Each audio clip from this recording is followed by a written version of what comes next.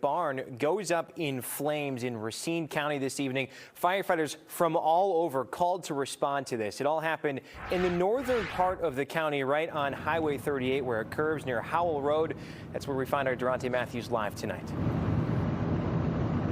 Yes, and we're out here at Prohaska Farms, right off of Highway 38 here in Caledonia. Now, it looks like, thankfully, the brunt of that fire has actually been taken care of. But as you can see, there's still quite a few crews here, still spraying down the area, trying to take care of those hot spots. I want you to get a good look at what crews are here dealing with now. If you look closely, you can still see smoke billowing off of the charred remains of those two barns that essentially were burnt to the ground. You can still see water just being poured down off the top of that barn over there.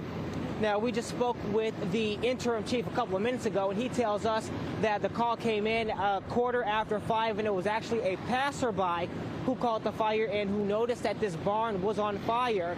Crews responded, and then they say that out of the two barns, one of them was a workshop, and the second one had a lot of vehicles in it, a lot of old classic cars. They said the cars were actually in both barns that are now just completely destroyed. Now, it's too early to get an estimate on the damages here, but as you can imagine, a lot of vintage cars, I'm sure, had a lot of sentimental value that you really just can't put a price on at this moment. But yeah, crews came in from all over to sort of try to get this contained, and they also did have a little problem with some hay catching fire.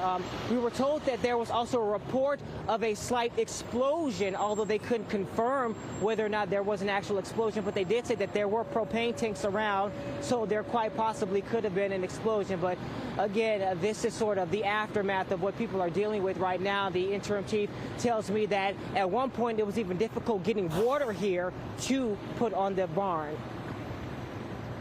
There is no water in this area, so we have to bring our own tenders.